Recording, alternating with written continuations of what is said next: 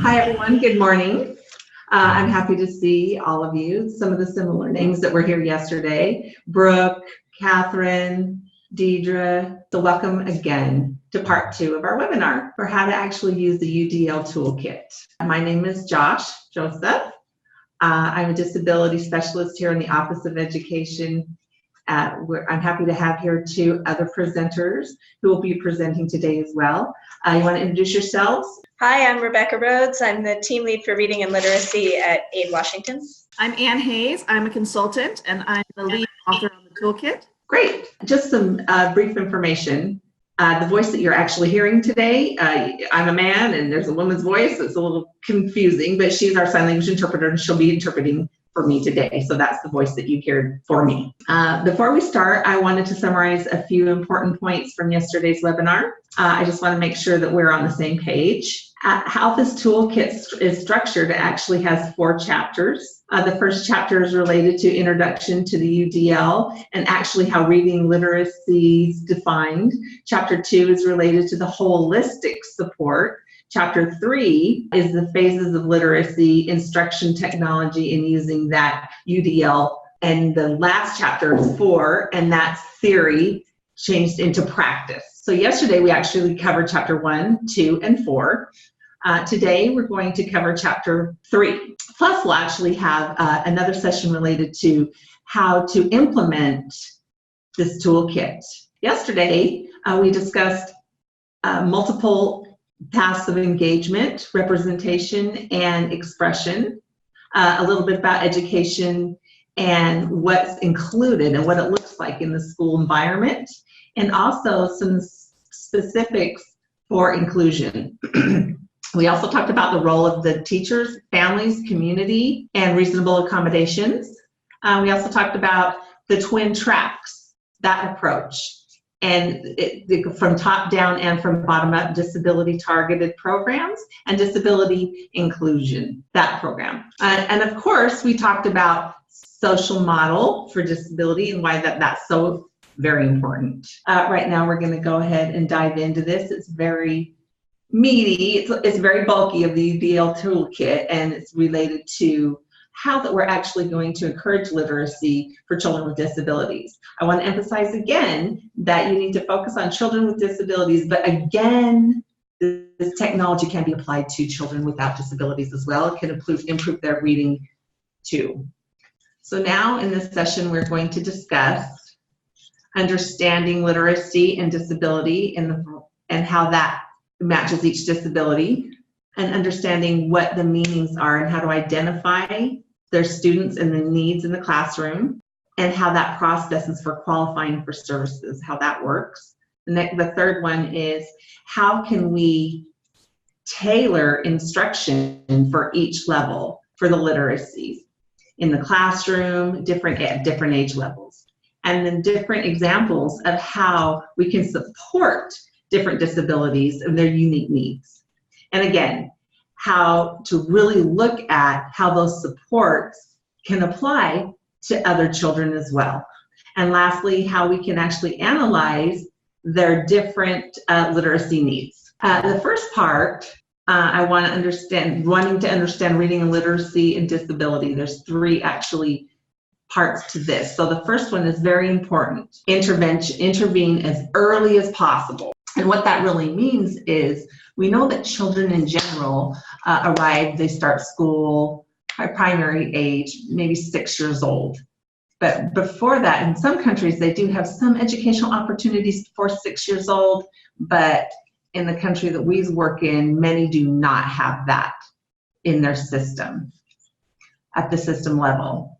So children at home, many people will assume that these children are getting appropriate language development at home before 6, and that language is very, very important.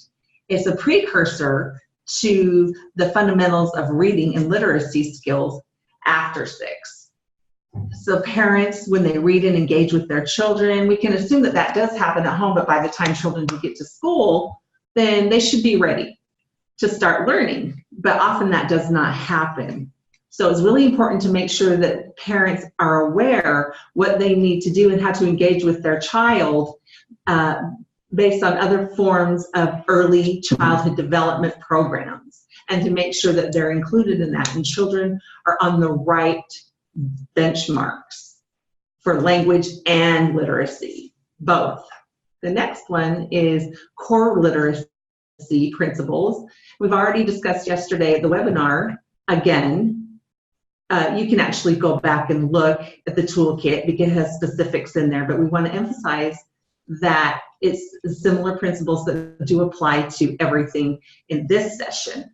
And next, we want to dispel some of the myths that people still believe, and we need to dissolve those. The myths, some of these myths, as you can see, there's some examples. Many people think that learning reading in the classroom is immediate, and it just is, but it's not the case.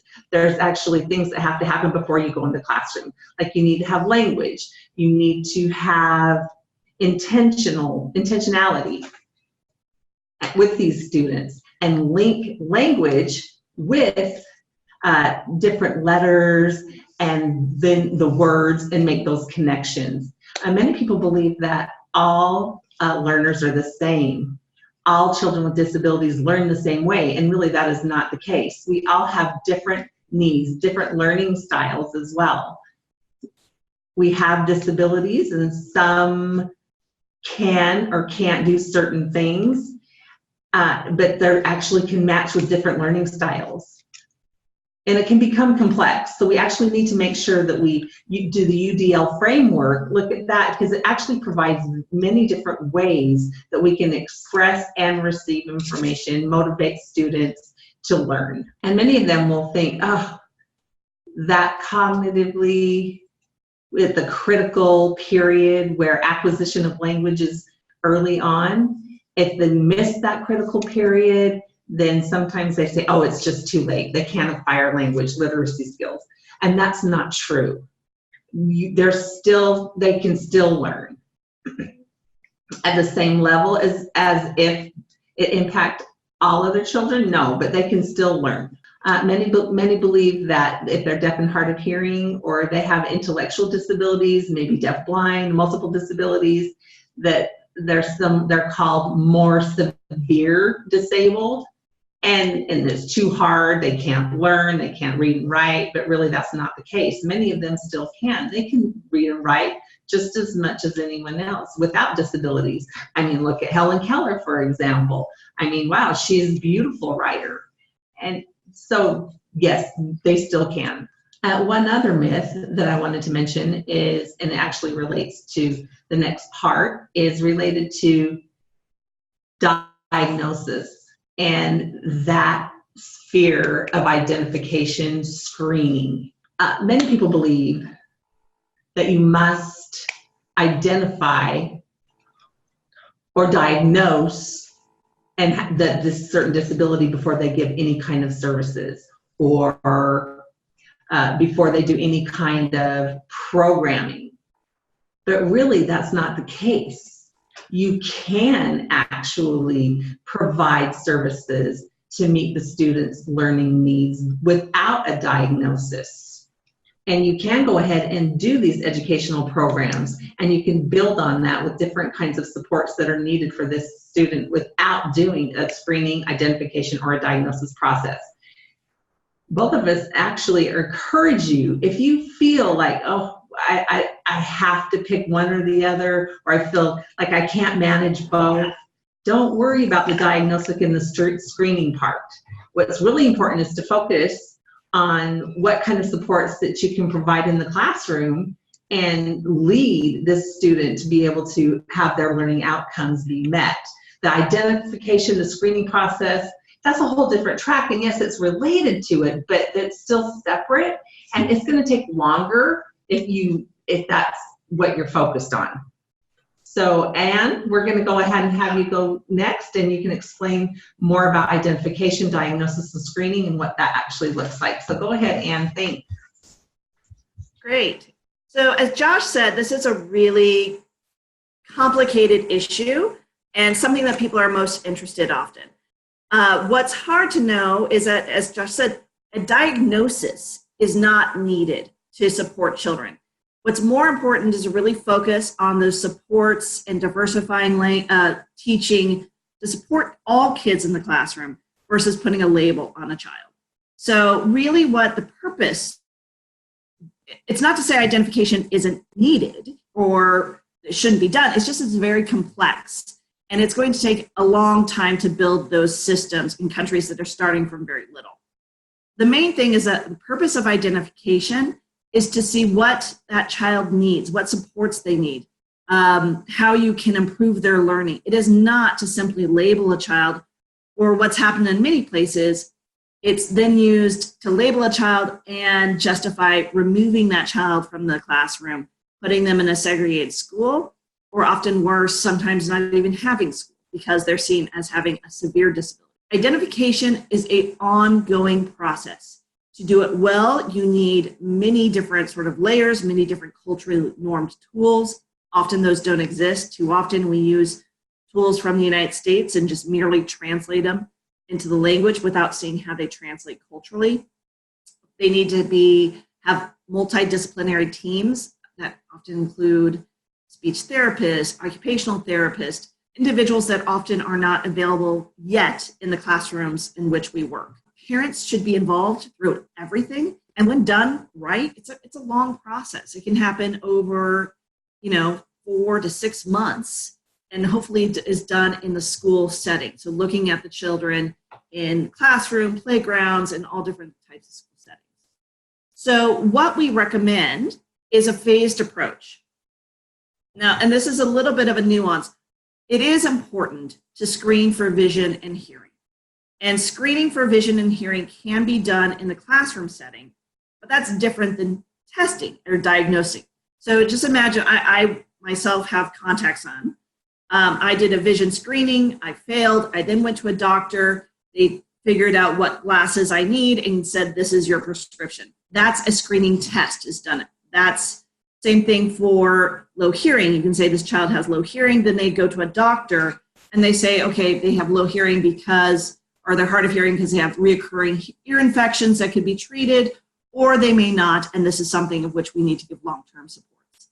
So we do think that you can start with doing a universal screening in hearing. Too often, people only do screenings for those they suspect have vision and hearing, but most kids don't recognize they have vision and hearing. They're very good at sort of not showing their needs. It's really those top 2 areas on the pyramid here that become very complex. The one is once you have the vision and hearing screening, some kids will continue to struggle in the classroom. Sometimes that reason for struggling can be because of poverty. It could be because they're hungry. It could be because of learning disabilities. It could be because they see reoccurring abuse or are being abused at home. When people use checklists or try to simplify this system, the problem is that those things all look the same. The signs are very similar. So you can't, by a checklist, really see if someone has dyslexia versus they're hungry. So there's a method that's preferred, and it's called response to intervention. And when done well, it takes about 6 months. And we talk about that in the toolkit. I won't go into that now. But through that, you can see when doing intensified language instruction, who does better and who continues to struggle. The ones that continue to struggle, those are given a comprehensive evaluation by a multidisciplinary team. And again, it doesn't lead to a diagnosis. It leads to what that individual child needs. I can say, for example, I have dyslexia, and it probably wouldn't be caught with a checklist. And for my evaluation, it really was that I needed support in math. If people just used it as a screening and then said all people with dyslexia need the same supports, the supports for reading wouldn't apply to me. And if they put me in remedial reading, that also wouldn't apply to me. So I think it's really looking at individualized. Going back to what Josh said, the importance here is building those supports and very, very carefully moving forward. Because if we come in and we do this rushed, or if we use poor methods, we can either underrepresent or overrepresent children with disabilities in the classroom. And because of those associated stigmas, that can, in many cases, lead to harm for children. when there are such negative stigmas for disability. And if we're calling them, saying this child has this disability or that disability without giving them supports, there's really no benefit. So going back to Josh, you don't need to diagnose, and you don't need, you can start building these approaches in a thoughtful way. So this is, again, the sort of trying to understand this difference between identification and diagnostics. First, you screen, and that can be done with teachers, community workers. It's just kind of a very simple method. And then you evaluate, and that's the multidisciplinary team. That's where you get sort of more the individualized supports. If you can't do individualized supports, that's okay. You can still just do broad supports, like providing UDL in a classroom, doing diversification of teaching.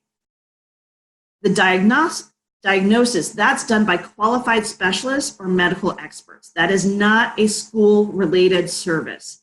This is where the need for help, the medical and the education system to kind of intertwine.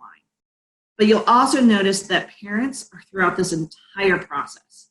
And this is often something that we disengage families, because they're the ones that can give us insight to rule out those external factors, to also give history of sort of where that illness or where they were as toddlers. So really parent and family engagement is key. So I know this is a very complex issue, but if I were just to leave on a few things, the importance here is services and supports, looking at what you're doing currently in the country, and then how do you build up those supports in a thoughtful, systematic way that doesn't harm children.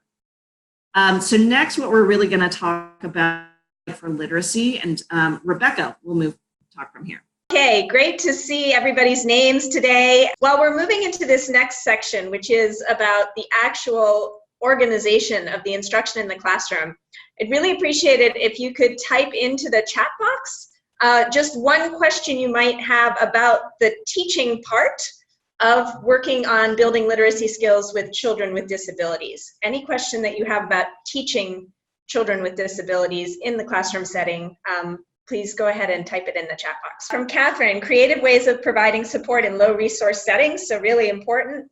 What about these low resources? From Leah, we've got how much extra time and capacity are we asking, do we need to provide for teachers so that they can use the UDL principles in the classroom? So that's a great question. And we'll try to get to these questions, and if you have more of them, go ahead and type them in. But we do intend to keep asking you to use the chat boxes. So just to be aware of that, because it's our main way of communicating here with you. So just to quickly touch on the 3 principles of the Universal Design for Learning framework, what we're talking about here is having enough multiple means of representation, communication, and engagement in the classroom so that every child can participate in the learning that's happening there. And that's really the key to making sure that your learning is as inclusive as possible. And what's comforting is that for us as education experts, these aren't fantastically new ideas. This isn't something none of us has ever thought of before in the sector. But the question is, how much more space do we need to make? It's really like Leah's question. How much more do we need to do to multiply those modalities so that every child is able to build his or her skills? So your toolkit, which we're very much selling here on this webinar, includes information on instructional supports for students who are blind and low vision, have communication disabilities, are deaf or hard of hearing, have intellectual disabilities and complex support needs, have learning, emotional, and attention disabilities, and have multiple disabilities. So you all need to silently thank Anne, who worked really hard to make sure that this chapter 3 of the toolkit covers many, many, many of the cases that your teachers or your systems in the field might encounter. So, and again, this isn't a thought you've never had. When we're talking about teaching children with disabilities to become literate and numerate, we're talking about tailoring their instruction by their stage of literacy acquisition.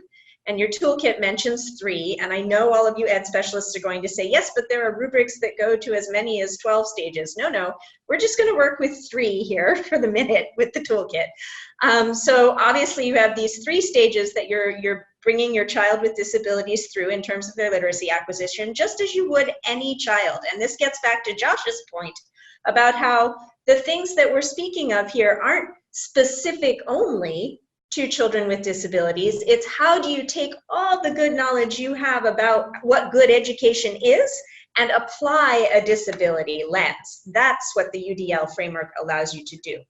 So you have your learner, and your learner is going to pass through these stages of building a foundation and then their early emergent literacy, and then hopefully a stage 3 that's a more progressive version of literacy acquisition.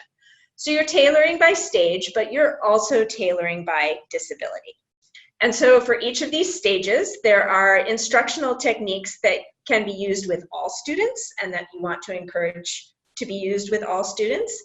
And then there are some certain things that you might want to do based on the certain type of disability that a child may or may not have. And so you need to remember as well that there may be in your student population a few students who really do acquire their literacy skills very differently from what your teachers have typically been habituated to working with.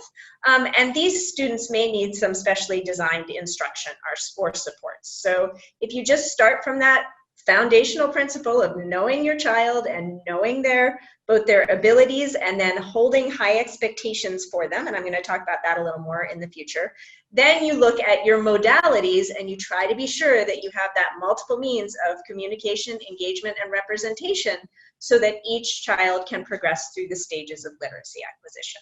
So again, talking about these different skills, we do want to think first in the biggest terms about the importance skills for all children, right? And you have some examples in your toolkit. So obviously for all children in literacy instruction, these are things in the slide you see here in the first row. These are things that you need all children to know how to do, and you should expect all children to know how to do. And the best evidence that we have in this field is that if you keep your expectations high and you vary your modalities and you vary your child's experiences and you vary the ways in which they are able to engage with the content and skills that you're presenting, then you are providing them the best educational service that you can. What you do not want to do is lower expectations.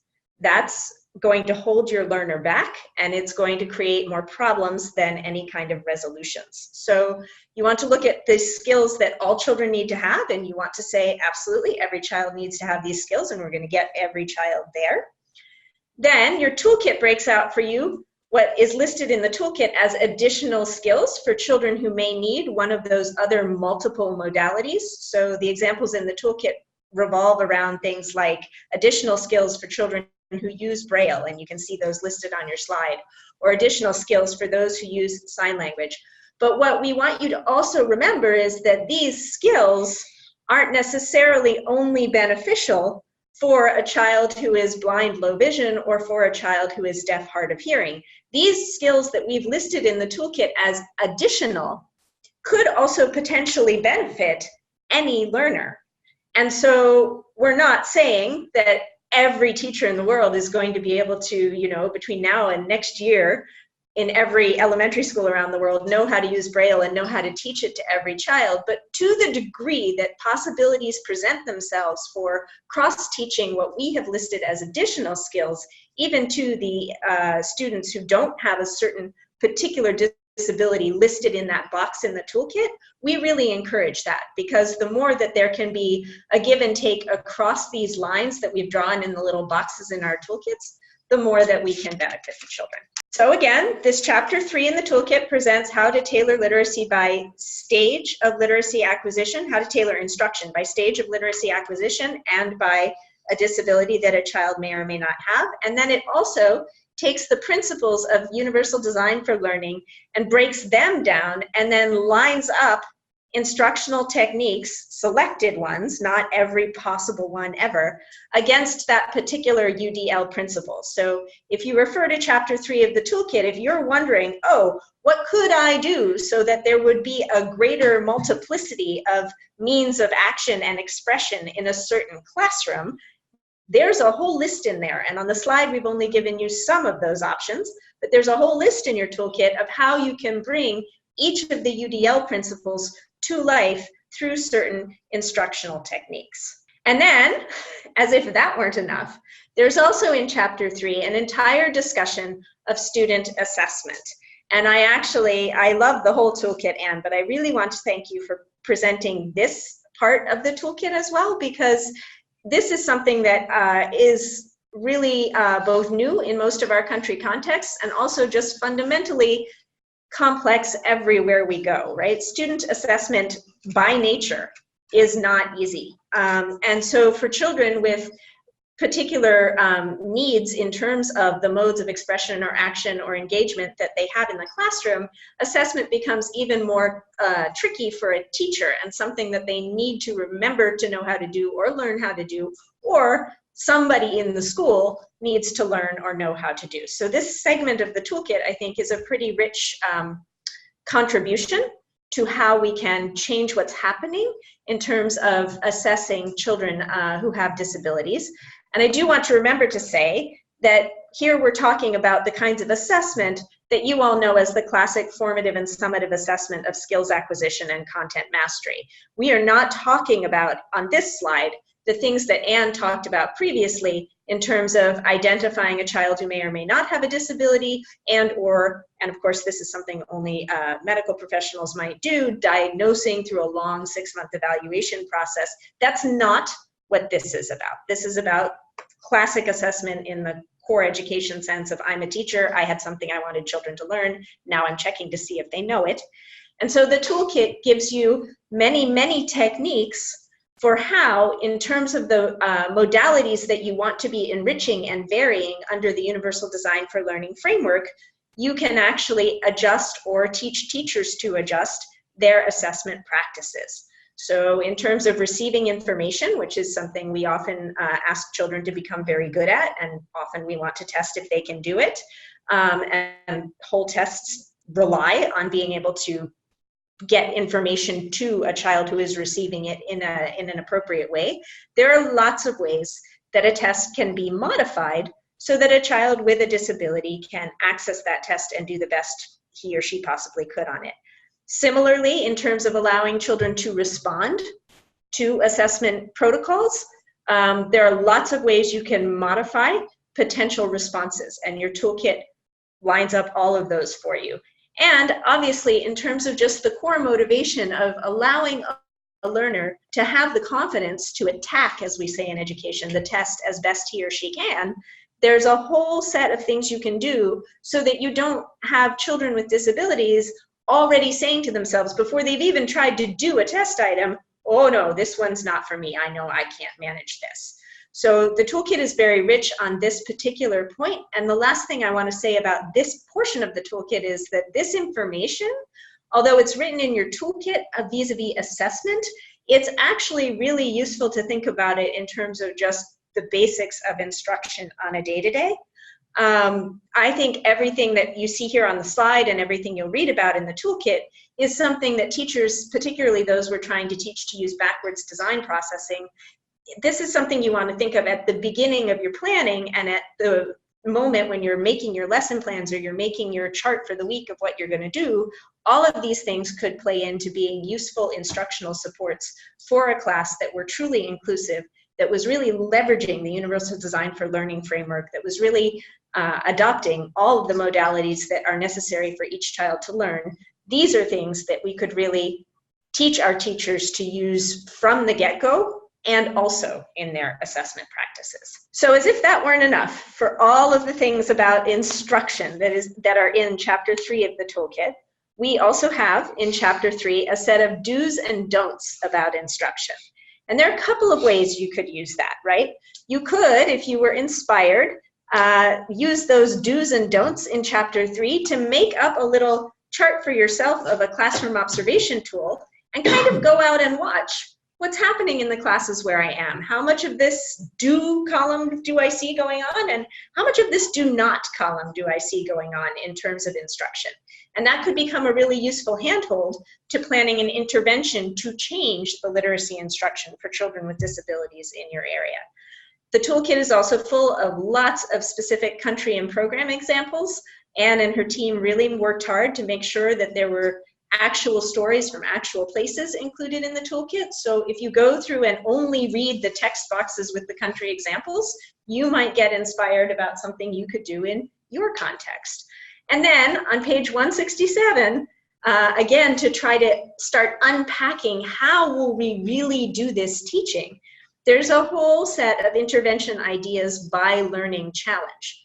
So you might remember the first slide I presented was on the different disabilities that are addressed in the toolkit and all the different kinds of disability that the chapter breaks down into.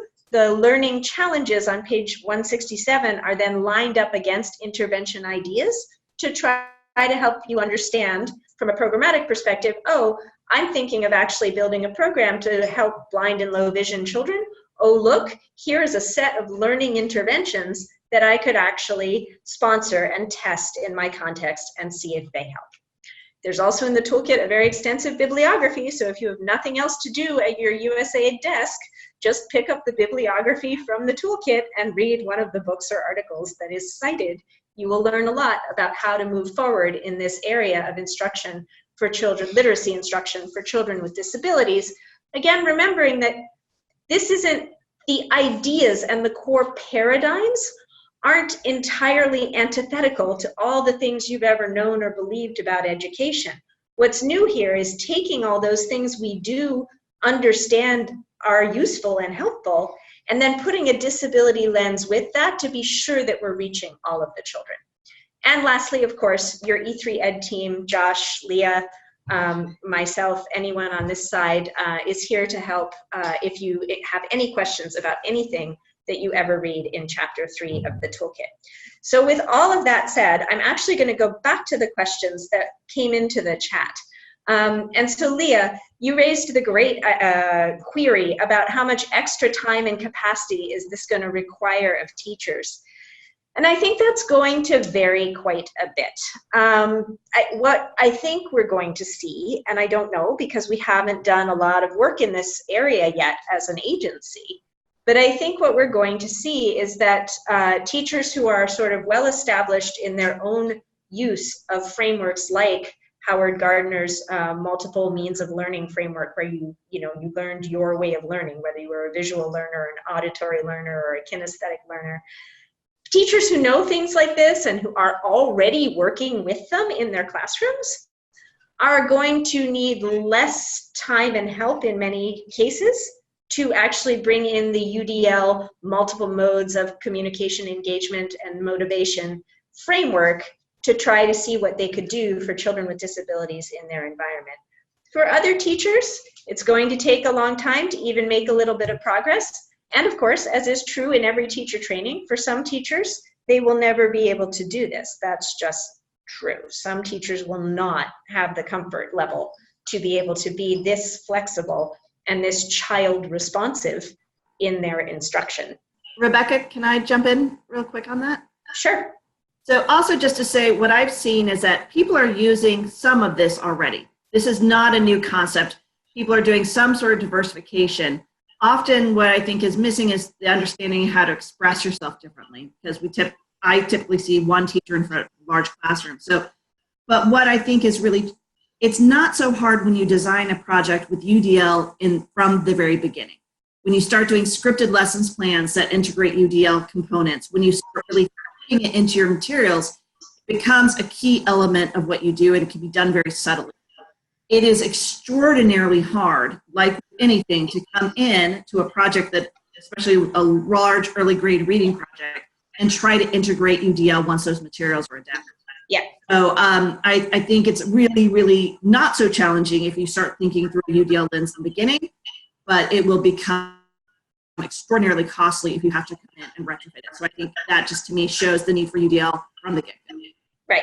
And that point rejoins what Josh had said at the beginning of the webinar when he was talking about the fact that, you don't have to do the most world-class perfect screening and identification and diagnosis process to begin your work with universal design for learning. You can design, as a USAID officer, you can design forward in universal design for learning while you're still in the background trying to help your country understand the whole sort of package around the screening and the identification. So these two things can evolve simultaneously. So that's something that we wanted to contribute to. I want to just touch on the other questions we've received really quickly. So Catherine, you were wondering about creative ways of providing support in low resource settings. And I think that's really key. And my thoughts on that go towards, first of all, the fact that building that community around disabled learners in low resource settings is probably going to be the most successful thing that I could think of. If I think, for example, about your context in Rwanda, mostly somewhere in a disabled young person's life, there will be one or two people who understand that person's disability and who are already allies and helpers. And you're looking to make sure the teacher sort of joins in with that group, and that there's kind of a little set of folks around this child who can adapt and provide creative ways to use these ideas, which admittedly are, for the moment, pretty westernized in the toolkit. They're not always context adapted. The toolkit is your starting point for undertaking an adaptation. And so if you can build that community around the learner, then you can start looking for what those adaptations are going to look like in your low resource context. And in yesterday's session, Anne actually gave a great example around transportation, where, you know, here, of course, in the sort of more resourced school districts in the US, we would have school buses with ramps, and it would be possible to wheel a wheelchair onto a school bus. And Anne had a little picture of a school bus with a ramp and a child in a wheelchair getting herself on the school bus. That's not really probably going to happen in rural Rwanda. But maybe people can put a little bit of money together to figure out how to pay somebody who has a flatbed truck to let the child put their wheelchair on the flatbed truck and then be transported to school that way. So you will need to do those local adaptations. And my bet is, although again, this work is very young, my bet is that in a lot of cases that's going to come from building community around the particular learner that you're trying to assist.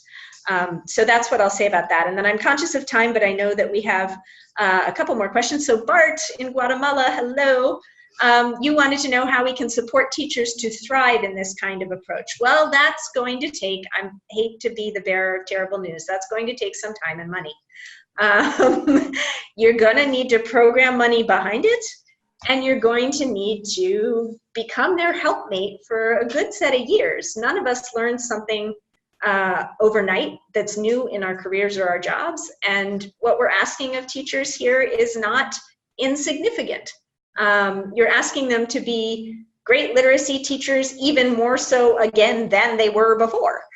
And so you're going to have to really provide the coaching, provide the training, provide the support, provide the phone-in helpline or the text messaging system or whatever it takes in your context to accompany them on this journey, and to also set out reasonable expectations from the start. Again, this toolkit is over 100 pages of great ideas to spur thought. It's not a one-off recipe for your context. So the first thing to do is to start a program that aspires to follow some or all of what is written in the toolkit, and then really focus on the adaptation of what's in this chapter 3, so that teachers where you are can make small, steady changes and small, steady progress in terms of what they're doing to employ and bring to life the UDL framework in their classrooms. Oh, can I add on that real quick? Just UDL is the instructional approach. It is the instructional approach that helps all kids. So if you see it as that, we've done a lot of work on, you know, content and literacy. It's time to also look at how we deliver this in the classroom. And this is the method that's seen as the best way to deliver. And where I've seen when we've started working with teachers, they're doing a lot of this on their own, so build on what they have. They're happy to be able to do instruction in a way that helps all kids. And I think I would see it in that lens as well. And then from Denise in Nigeria, a long comment in the chat box about how teachers really do have we do work with very challenged teachers in many contexts, because they themselves never benefited from what they genuinely needed to become masters of the craft. And so now we're asking them to add another dimension to their thinking and to their practice, and yet they struggle with some of the most basic things we've ever asked of them. Of course, also in your context, and I lived there for years, Denise, they struggle. There are a lot of linguistic struggles in Nigeria that make things very difficult as well. Most Nigerian teachers don't, except for the South, don't have a command of English that allows them to actually dispense the curriculum that they're confronted with from the NERDC. So they are in a tight spot, these teachers. And I really think that from a USAID standpoint, what we're going to need is a lot of sort of flexible design and co-creations that hang on to the bottom lines we're trying to present here, right? So for one, we do know a lot about how literacy is best taught, and we need to hang on to those principles when we design something, and we need to ask implementing partners to really respect them. And then, as Anne is saying, we know that universal design for learning is a framework for organizing all of your work in education and in your classroom in a way that's beneficial both to students with disabilities and to those without disabilities. And so when we're designing a new program, we need to say, literally, and Josh will get into this in a moment, we're procuring a program that will use the Universal Design for Learning framework presented in the Universal Design for Learning Toolkit, and we want your best ideas about what you think we should start with the Nigerian teacher core that we have. And it could be as simple, it really could be as simple as changing just a few things about modes of engagement, or a few things about modes of communication, or a few things about assessment protocols. You don't have to do it all at once, but we are all sort of compelled under the new USAID policy to start somewhere. And the toolkit is such a vast set of good ideas that if we fund a partner to go through it, read it, and come up with the top 3 they want to work on in Nigeria, then we should probably let that program be funded and play out so that we can get the learning from that about how that can really work in the Nigerian context. So that's what I'd have to say to Nigeria. Turn it back over to Josh so that he can move us into the next portion of the session. Great, thank you, Rebecca. So now as we start discussions, we've already talked about many different things related to this toolkit, the different chapters, but this actually isn't a chapter that's in the toolkit. It's more of what we have been discussing on how we can plan and implement this toolkit in different USAID projects and processes. That's the reason why that we're here, right? So before we start this slide, I really wanted to frame the UDL as something that we can use as a tool in 2 different ways. One, we really can use the tool as a system shift in how we can teach and provide education. As Denise's point was, yes, we are going to have low capacity teachers, but at least those low capacity teachers, you'll be able to expose them to different ways of teaching and learning and different ways of expressing and communicating. So when the time comes in those classrooms, they're not stuck and they're thinking, oh my gosh, I don't know what to do. There's actually going to have some suggestions and they have learned it before and they're just maybe not sure how to do it, but they're not going to be there'll be less of a stigma. So we want to decrease that. And we already know that education systems themselves transform. When we think about our own education system here in the United States, I mean, 1900s till now, I mean, wow, there's a lot of transformation. And it's going to continue to transform. So the UDL framework can actually offer that system shift. And also, we can use it as a tool on how you can actually watch where your education systems are now, and you can see where you are right now and where the gaps are, so that you should maybe invest. For example, many countries, their training of teachers are really good at Braille or sign language or using specific technologies for AAC communication technologies, or maybe they're weak, or maybe they don't have those. So maybe in those instances, you can invest in that and you can build that up for the future.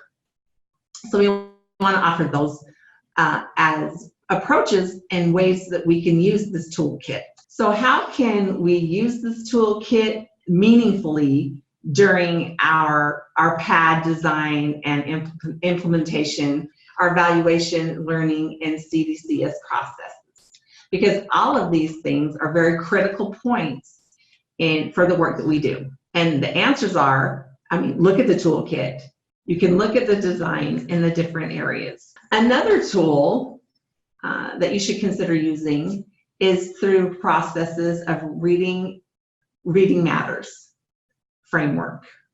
And Rebecca, their team, designed this beautiful photo.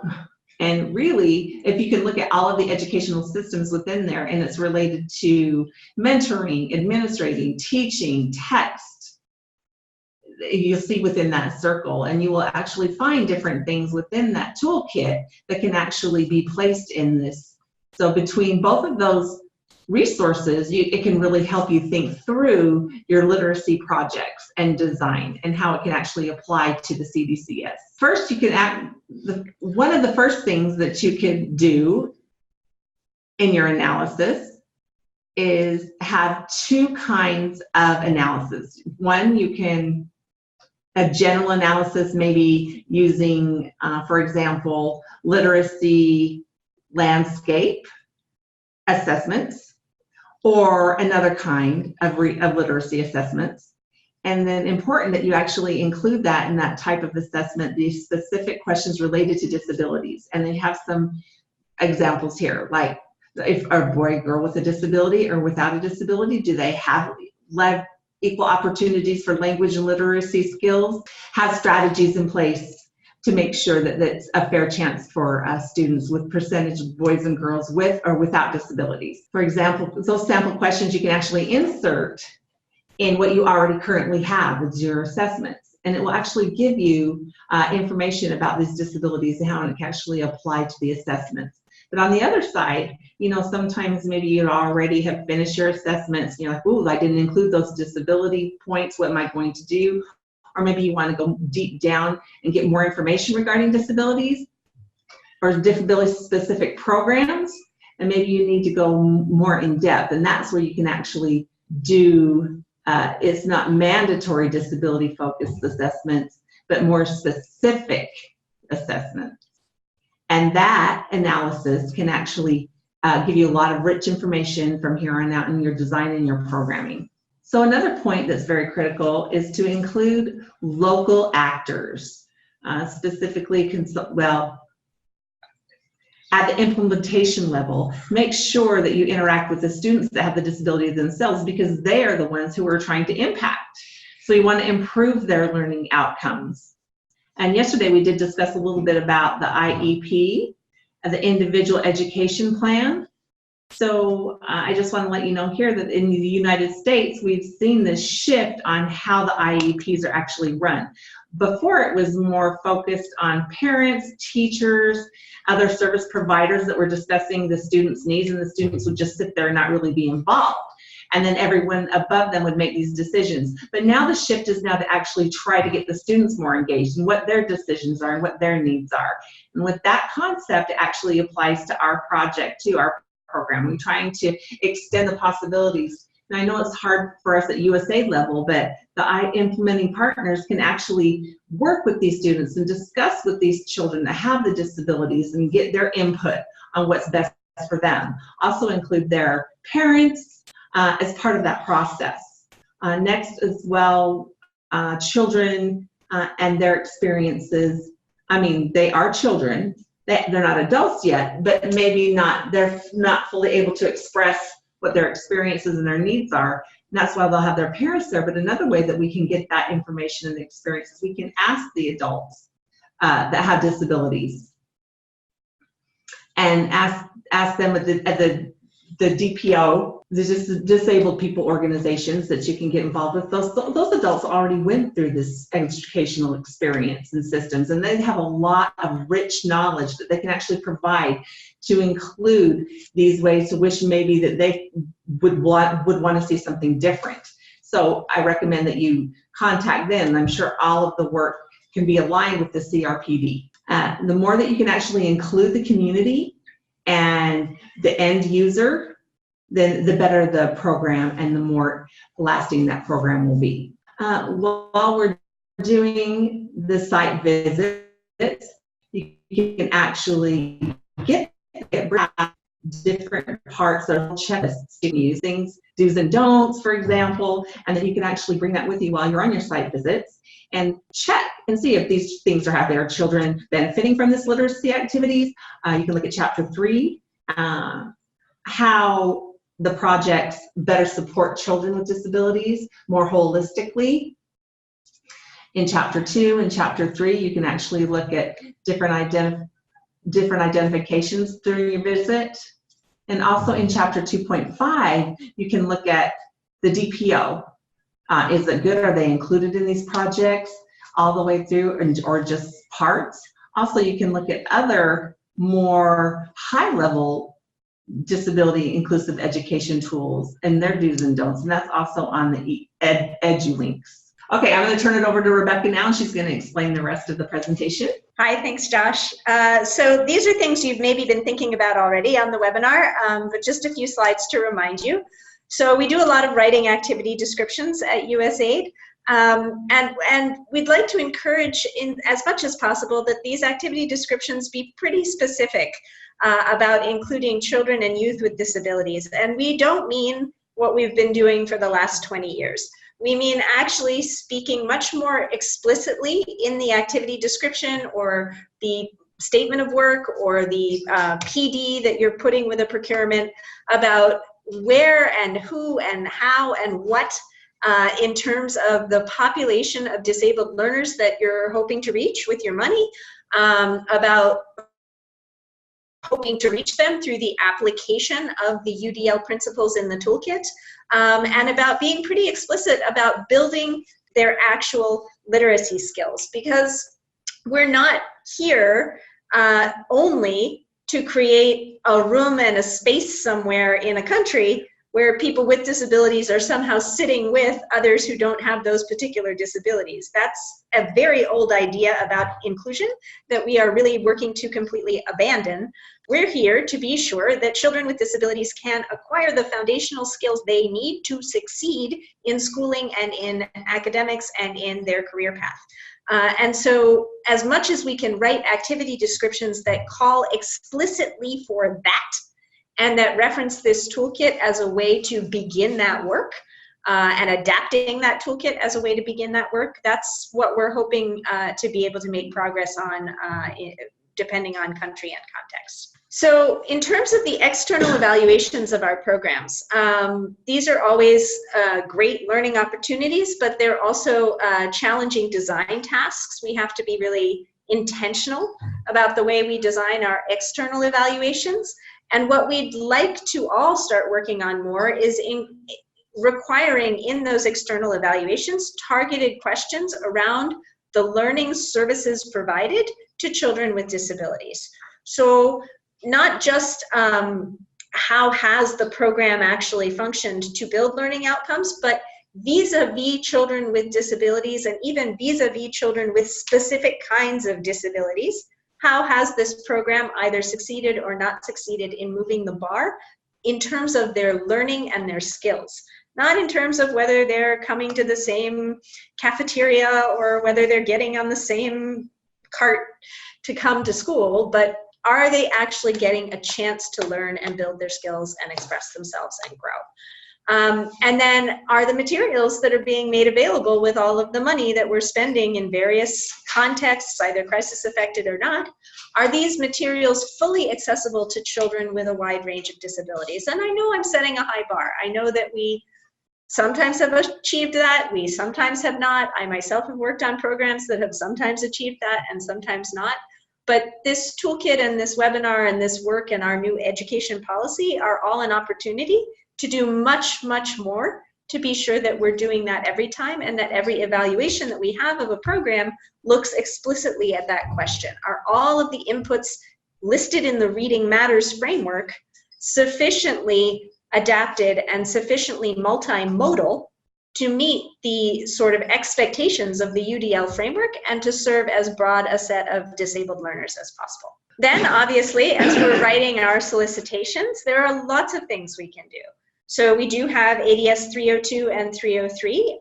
So this is a mandatory, the ADS is something we all have to make our programming conform to. And so this provides a handy mandatory reference to the USAID disability policy that you can pass right on to that contractor or that grantee, because once it's in their award document, then they absolutely must do it.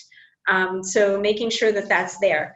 Making sure that it's not, that the discussion around learners with disabilities is not just that paragraph at the end that we put in to pass the SOAR or whatever the ARAD used to be, or so on and so forth, but that it's there because you really need the program to leverage this toolkit and serve those children. And then we have some examples here in terms of things that you can write in or think about.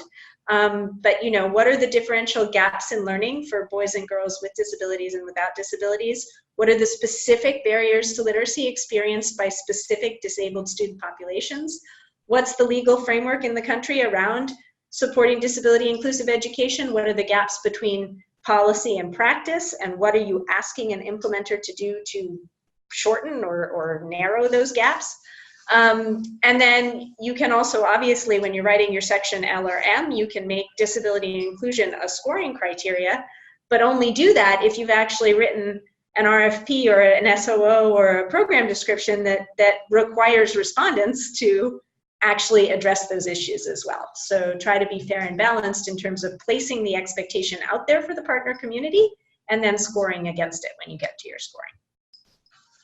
I also wanted to add one thing on this slide. In disability inclusive education, as to know, is we also have some examples of language that you can take from there. So it will actually help you. So you can use both of those, and you can add those words in the EduLink in the disability topic areas. It's already there, and you can use that. Go ahead and look that up and make it available. And shout out to countries that have already done solicitation documents in this spirit, right? So Bangladesh, Cambodia, Malawi, Nepal, and many others, we hope, already have documents that are built around these ideas, and I'm sure they wouldn't mind you taking a look if you just send a little email and ask. So obviously your award kickoff, this is, I'm sure, occurred to you already. But when you meet with your newly funded partner, this is a great opportunity to review the disability inclusion requirements that you've wanted to build into your program, to talk to them about the Universal Design for Learning Toolkit, to make sure they know that they need to download it and start thinking about it, and to really go through with them in some detail how their work is going to impact and improve learning for disabled learners of any age, in any situation in which they find themselves crisis affected or not. And then, logically, the agreement documents or anything that is signed or any part of the program description that's incorporated by reference into any award, you want to be sure that the disability inclusive language there and the language about building literacy learning or building skills learning for learners with disabilities is very strong. So that you can actually do things like require a disability inclusion implementation plan. This could happen. You could require disability specific or disability disaggregated performance indicators in an MEL plan.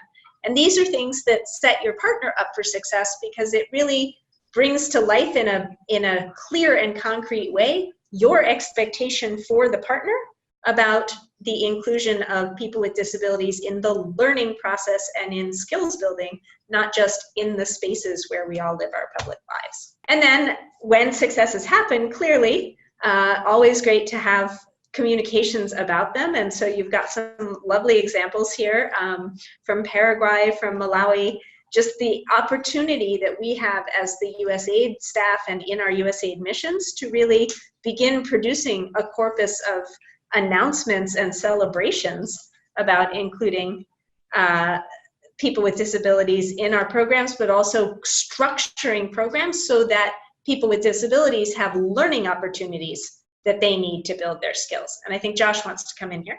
In the middle picture, they have something called Disability Communication Tips. It's developed by people who work in disability here in the agency, including Leah online. So thank you so much, Leah, for developing this wonderful resource. It looks at providing different ways of how to positively communicate with people that have disabilities and how we can share information to the world. So it's also on EduLink. So just wanted to give her a plug. Thank you. Thanks, Leah. Fantastic resource. So overall, as you can see, we have lots of opportunity moving forward to really go to the next level in terms of all of our processes in USAID vis-a-vis organizing, evaluating, implementing, and sort of in general learning from programs that are very clear and specific about using the Universal Design for Learning framework and the toolkit that Anne has been so kind to produce to really benefit and build the skills of children and learners, or youth and learners, with disabilities. So that's the end of this presentation, and I'm going to pass it over to Josh to carry us home here. Great. Thank you so much, Rebecca.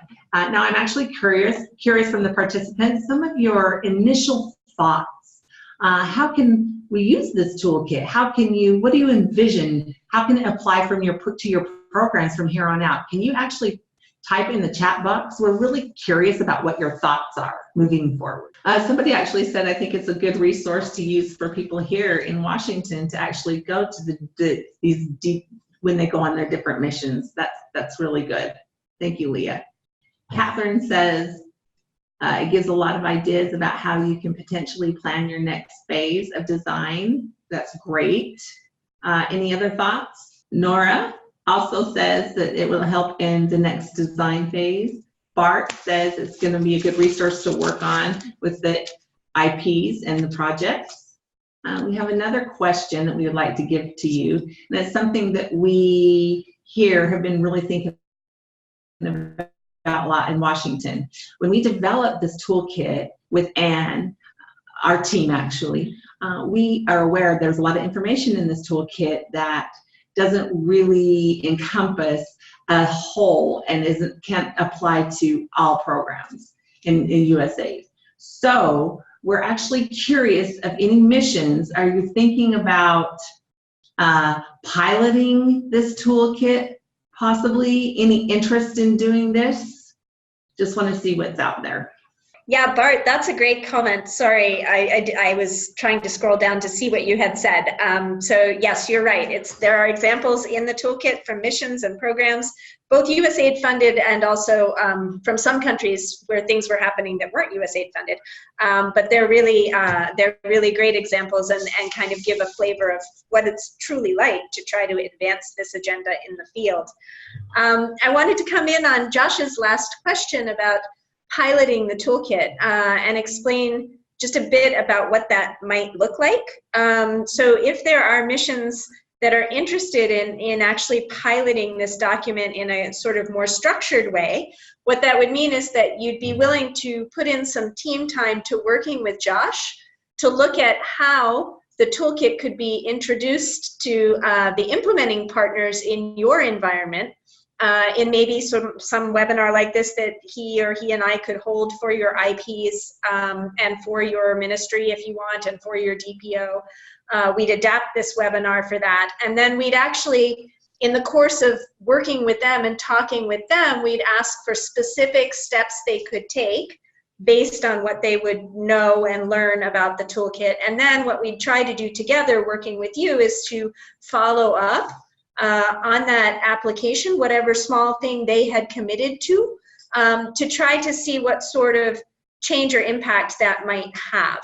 So when Josh says, is there anyone out there willing to quote unquote pilot this, that's what we mean. Is there anybody willing to work with him and our team here to introduce this in a more explicit way to your implementing partner community, and then try to get some small action steps from that we could then evaluate in terms of their utility for disabled learners in your context. I just wanted to explain that. So with that explanation, can you type in the chat box if you'd be willing to go through some sort of mini pilot like that with Josh? Thanks. Catherine, yes, that would be great. We would share that toolkit with Soma, your implementing partner. Yes, we would be definitely willing to share that with them. It'll be very beneficial and workshop. Great. Thank you all. I just also wanted to let you know that there's an opportunity for any last questions. Anyone maybe have something, a one-off, or maybe even a comment before we start to wrap up. Is there anything else anybody would like to say? Okay, great. It seems like we don't have any other additional comments. That will be fine. I just want to say how much I really appreciate all of your time that you had spent this morning. Thank you so much. Thanks to Rebecca and Anne and all of our colleagues. Oh, somebody did the URC. Great. Thank you for the support. Bart. And Bart.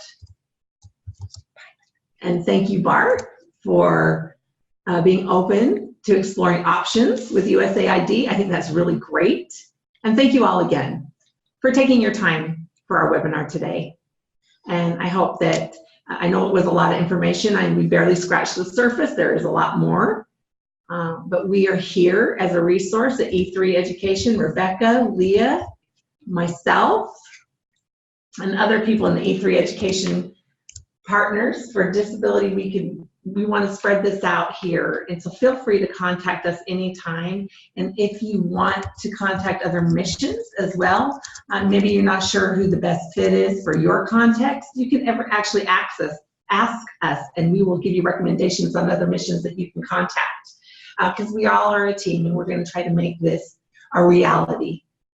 And remember, the EduLinks, there's a wealth of information there as well, and you can find the toolkit on there.